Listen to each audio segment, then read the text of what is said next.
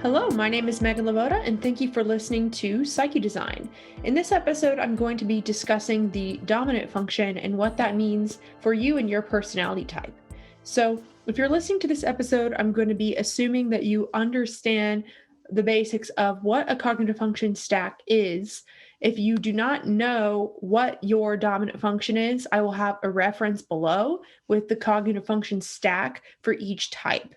And if you're completely new, I suggest watching some of my more introductory episodes or listen to episode 9 in particular. What is a personality type pattern? Because in that episode, I will discuss John Beebe's 8 function model. So, the number one, I guess, your most preferred function in that function model, the one that really you could say dominates your personality, is the dominant function. This dominant function has many names depending on who you're listening to or whose definitions you're looking at. Carl Jung referred to it as the dominant function. I've also heard it talked about as the superior function, or as your savior function, or as your hero function. The one way that I like to think about this function is that it is your autopilot function. It is the part of your consciousness that is always on and you can't turn it off.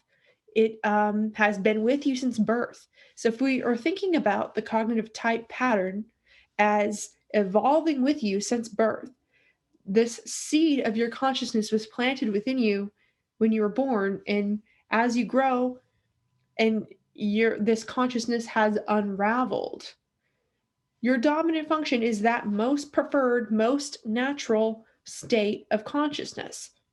So it's a really important function to understand. It's typically the function that if you're taking an online test or even the MBTI and you're trying to figure out what your type is, this is typically going to be the sort of function that is showing up in figuring out what your personality is, because it dominates so much of your decisions and your behavior.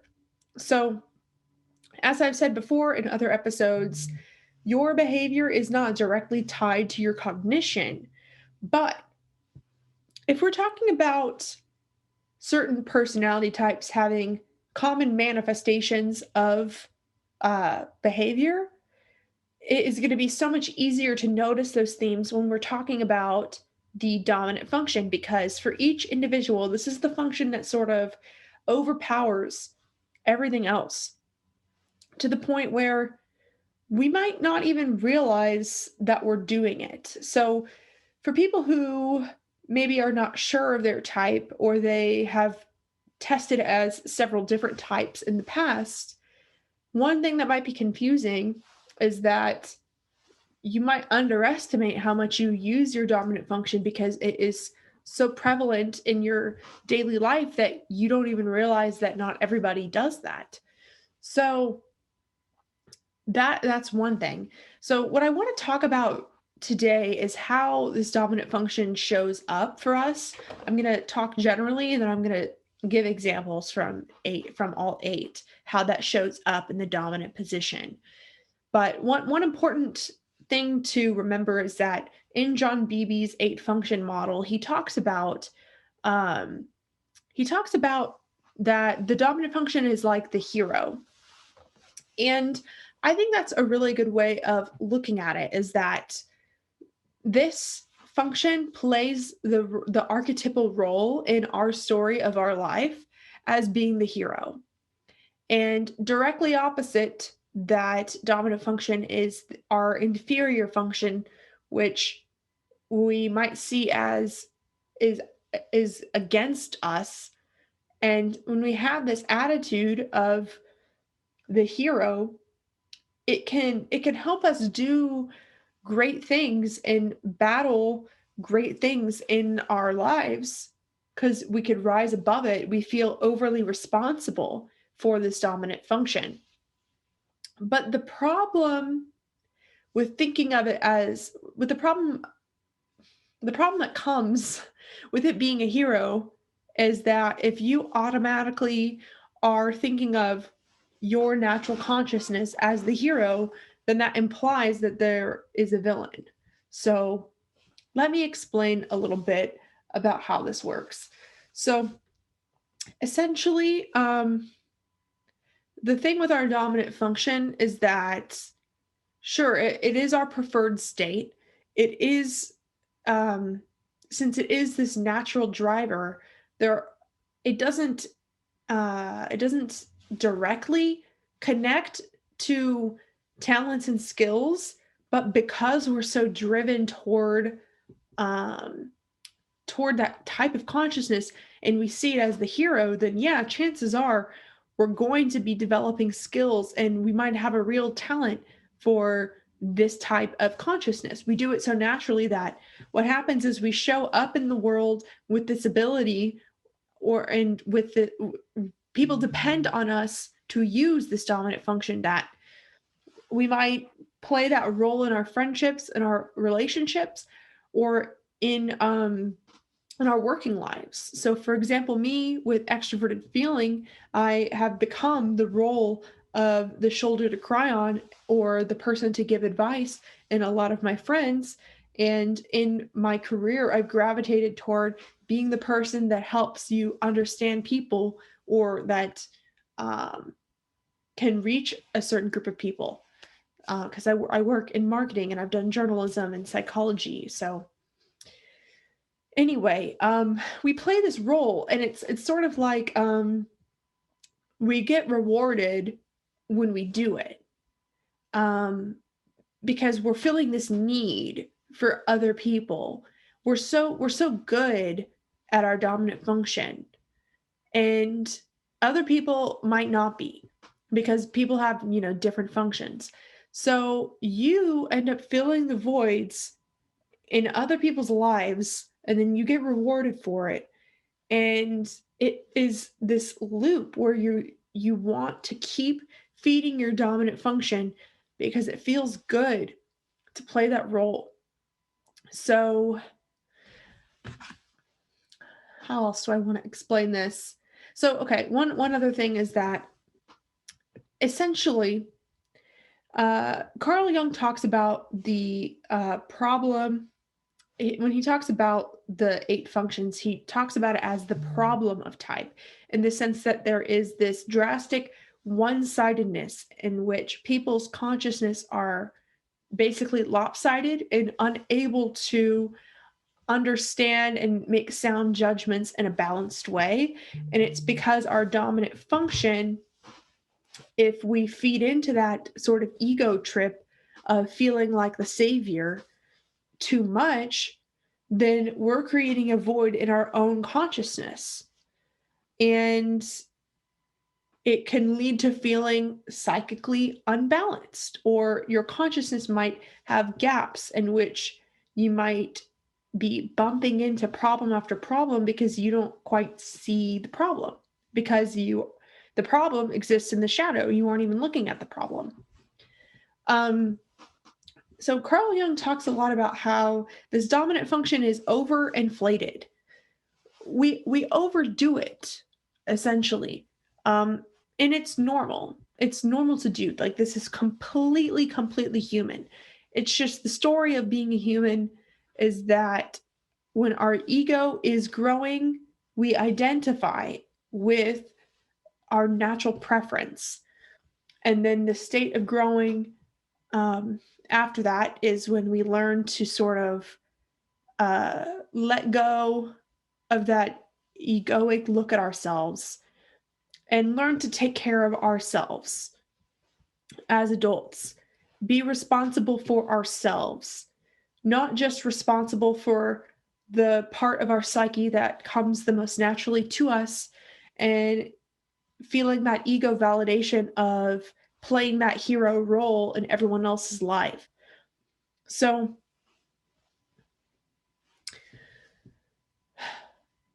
one concept that I want to bring up is I actually want to quote Amanda Flaker, who is a YouTuber. I can link her video or her channel if anyone's interested. But she talks about this concept called the savior, victim, aggressor paradigm. And she might have gotten it from somewhere else. I'm not sure.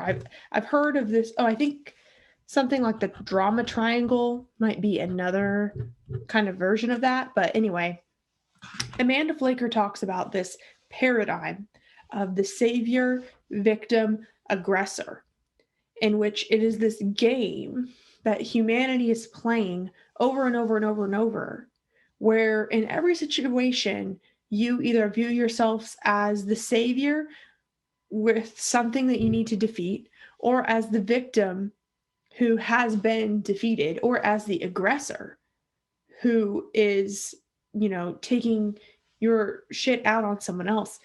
And her whole on her channel, what she talks about is that we don't have to play that game. We can shatter that paradigm and essentially choose the win-win-win.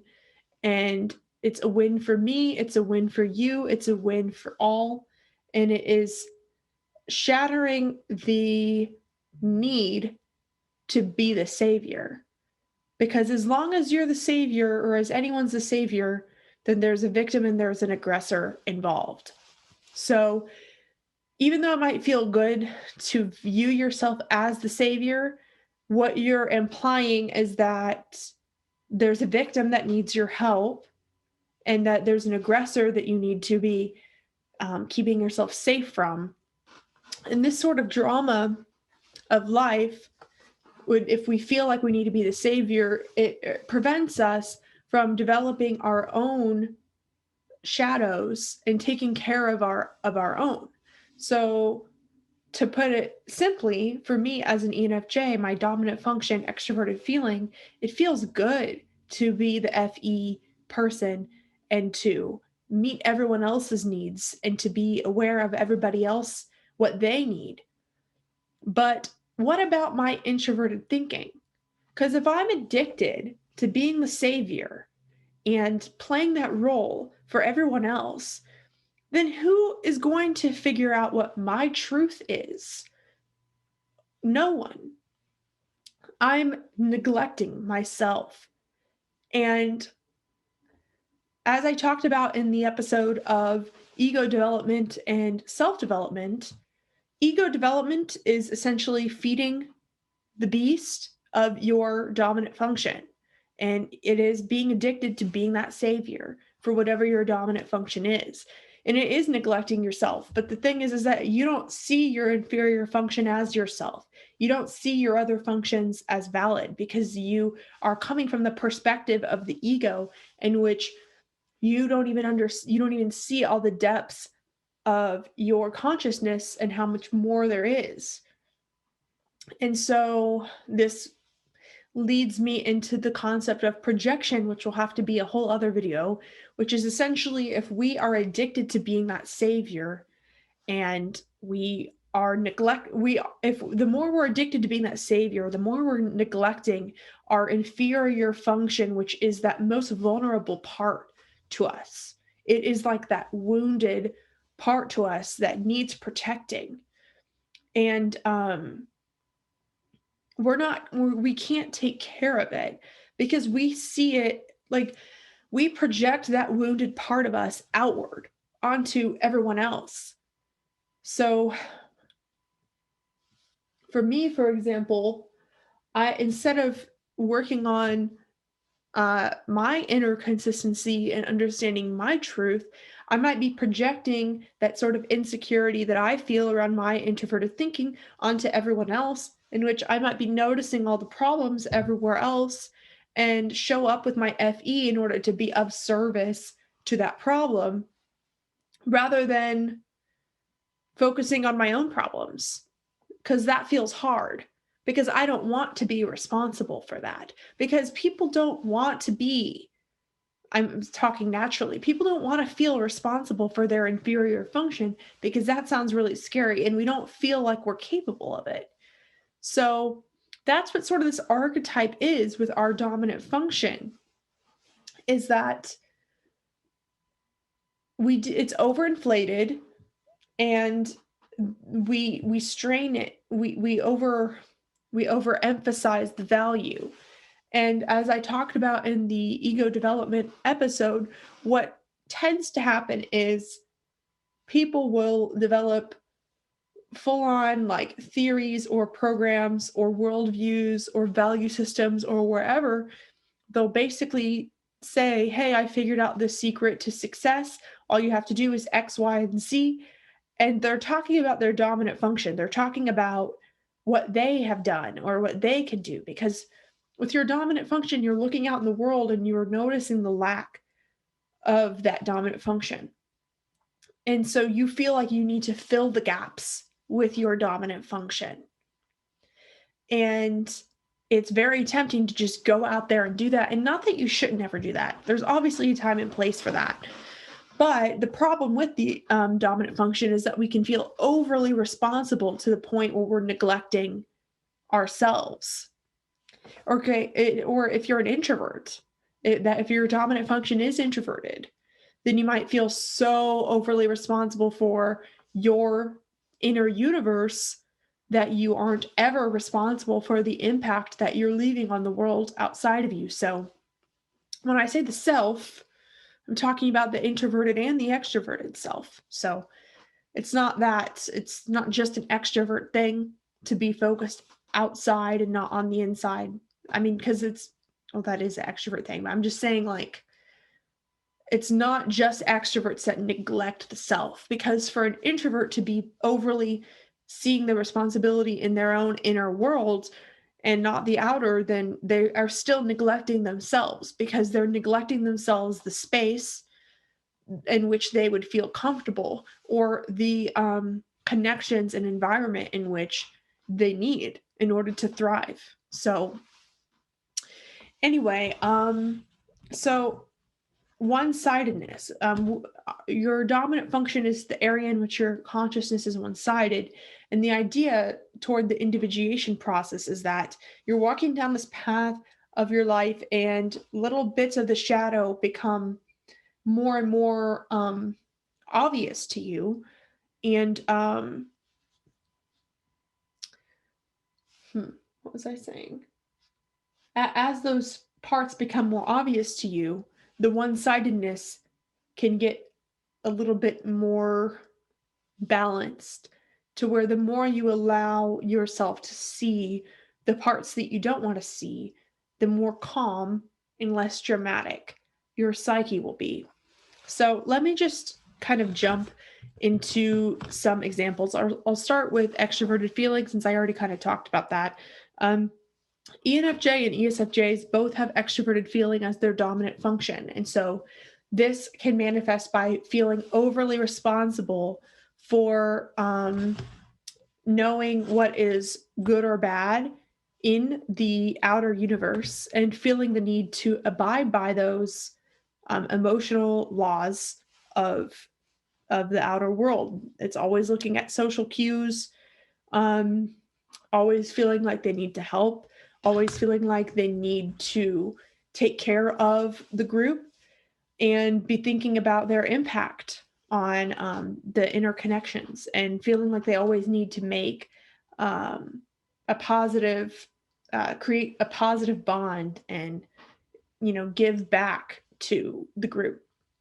So ESFJs and ENFJs have this compulsive need to do that. They're overly responsible. But then the inferior function is that they're not as responsible for what do they think, or what problems are worth solving, or having some more trusting their discernment with people, what is going to be worth it and what's not, what feels right to me, and what things feel so right to me that it is worth fighting for, and it is worth ruffling a few feathers for.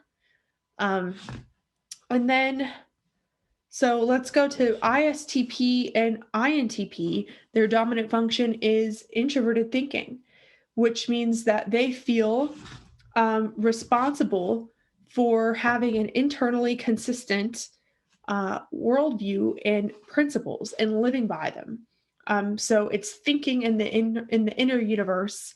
They need to know the reasons why for everything. They need to ask themselves if something is right or wrong, and they need to be providing a logical reason for everything that they do. And it all needs to be cohesive. They can't pick and choose of just, I'm going to do this because this works over here and this because this works over here. It all needs to fit together. And so they're great at solving problems, and they might feel super responsible for solving problems.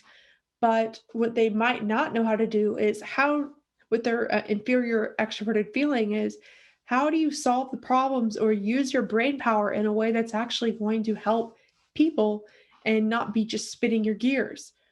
Or how can you um, focus on the impact that you're leaving behind? Um, is That's kind of the, I guess, lesson for ITPs. So ESTJ and ENTJs have the dominant function of extroverted thinking, which is logic and reason in the outer universe. They're looking at what is right or wrong in the external world. They want to make decisions that are going to abide by the laws of the universe. Then they're going to work. They want to make sure that things are moving along and that they've considered all of the facts that would possibly be needed, uh, so that they're making the most sound decisions possible. And these people could be so productive and so sharp, but they might get carried away with building the most efficient sort of system, and they might forget their inferior introverted feeling of what actually matters to me. Why am I building this? Uh, what is productivity for productivity's sake worth it to me? Am I feeling fulfilled from this work? Um, does this fit my values, or am I just, what sort of moral code do you have? Um, you know, ETJs can forget what their moral code is or forget to process those emotions, and will instead be focusing on what sort of output they're creating externally. So now going to INFP and ISFPs, their dominant function is introverted feeling, which means that they feel overly responsible to their own moral code and making sure that their intentions are completely purified and that they are listening to every single emotion that pops up, processing everything that comes up, and every decision they make, they want to make sure that it's a reflection on them. This is feeling in their inner universe. So they can be very aware of their own emotions, and they are have a deep rooted web, I guess you could say, of ethics and values. They understand where they're coming from in every situation, uh, but they might not know how to get the result they want because their inferior extroverted thinking is what's lacking, because they might not be taking the most efficient route. They might not be aware of how they're expressing their emotions, and if it is even coming across clearly to other people. Like, you might have good intentions, but are you loving the person the way they want to be loved? Or how is the system of the relationship working? um, the IFP might not even be paying attention to what is practical or how they are wasting their energy in some way, because they're focused on their intentions and their moral code, which might not line up with reality necessarily in the logical realm. So now moving on to ENFP and ENTP, they have extroverted intuition as their dominant function. They feel overly responsible to considering all of the possible potentials. They don't want to just pick one. They want to always be open for anything to change at all times, in the intuitive realm of ideas. So if they hear an idea, they want to make sure that they're figuring out what if this goes wrong or right, and that they have considered not just plan A, plan B, but to like plan Z essentially. Not that intuition is necessarily making a decision, but they want to like consider all of these possibilities. And they also feel the need to imagine how things might be connected. And they need to be the ones to provide those new ideas and to share those connections. And so this can manifest in them having a lot of interests and not really knowing what idea to start. They might be existing kind of in their head and just thinking about a lot of cool ideas, but not really knowing how to make them into a reality. And so with the inferior introverted sensing, this could manifest as um, not feeling grounded, or maybe your behavior in the physical realm isn't lining up with your ideal, your ideas or your ideal. So there's a dissonance there where you might not be practicing what you preach in your ideals. You might not be taking the steps that you need to take in the sensory world to actually make it happen because you don't feel supported. So you might feel like you're floating in a cloud. So now ISTJ and ISFJ, the dominant function is introverted sensing. So they feel very responsible for listening to their own energy levels physically and being proactive about their vitality and listening to their physical instincts. So if because they want to feel supported, they want to feel stable. And one of the biggest things that these ISFJ and ISTJs feel responsible for is providing stability and making sure that they are stable. So that means sleeping when they're tired, making sure that they're doing what they need to do to make sure there's food on the table. So this can make them really hard workers. And they're very in tune of what has happened in the past and how to not repeat past mistakes, because they want to avoid drama or any sort of chaos that would make things unstable. So, but their inferior extroverted intuiting, this might mean that they're blocking away other possibilities or ideas. They might be a little bit closed-minded. They might be afraid of change. Change might completely cause a panic attack in them because they might fear that that new idea will mean that they're not stable and they won't have a healthy foundation to be able to bring their best, fullest self to. And that's what they want.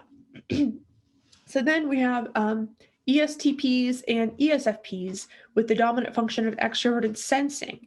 Now, these people are overly responsible for making an impact in the sensory world, and they want to engage directly with the objective external objects. Now, sensing is related to the physical facts, so whenever it's extroverted, that might mean touching or tasting, or it's often referred to as like the five senses. But the thing that makes being a dominant SE person different than just, using your five senses is the way that they seek to engage with it and really immerse themselves in that experience. They want to really enjoy everything in their life. They want to stop and smell the roses. They want to make sure that they are having a breadth of experiences that keeps life exciting and fresh. So this might mean that they have the urge to meet new people, or to start a business, or to work out, or to travel to learn something new. This will be different for every extroverted sensing person, but the commonality is feeling the need to directly impact and engage with the external objects in their life. And then for the ESPs, their inferior function is introverted intuition. So they might be feeling like they are on a hamster wheel and they don't really know what their why is. They don't really know what is that deeper meaning and philosophy behind why they do what they do.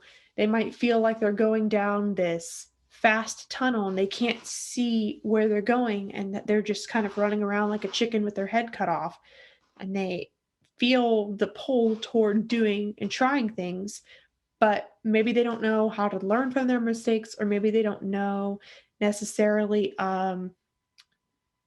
they haven't had sort of an insight or revelation about why a certain experience happened. And so they might keep seeking the same sort of experience because they don't have that understanding that would come from stronger introverted intuition.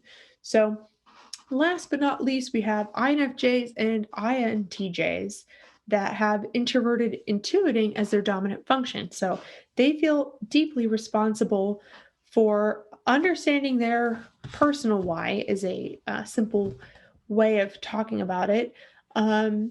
They are keenly aware of their potential. They feel like they have to live up to their personal potential, and they see what this path could be, and they feel like everything they do has to be extremely intentional so that they can walk down this path and embody that potential. Whereas the inferior extroverted sensing would be kind of the embodying, like, action that pairs with the potential. The problem for INJs is that they're so overly responsible for um, having this sort of keen knowing of everything that's going on and being extremely intentional with their perception, that they might be afraid of taking risks. They might not know what step to take in order to make something real. And so they tend to have really high standards on themselves, with like a very high ideal. They might feel like somewhat alien, like they don't really belong to the world because they're so aware of human potential and their potential that they might not be okay with where we are right now. So they might be a little bit too far out, focused on something that has not yet been, which is good because they could be very innovative and forward thinking. But being painfully self aware is something that's common for the INJs, where you might feel extremely existential, like you're aware of so much that you don't know how to take any sort of step forward. It feels like you're just falling into a pit of a black hole. So that's where the inferior extroverted sensing shows up, is that they might feel inaction. I've noticed INJs might feel kind of like sort of inertia, where they don't quite know how to engage with the external world because they don't want to mess anything up of their what they feel is their birthright, which is to live their destiny. So I hope that this helped sort of understand the dominant functions, or the dominant function, and that these examples helped you to understand what that might look like. And yeah, there's a lot more I could say on this topic, but I think that that's good for one episode. So thank you for watching and have a wonderful rest of your day.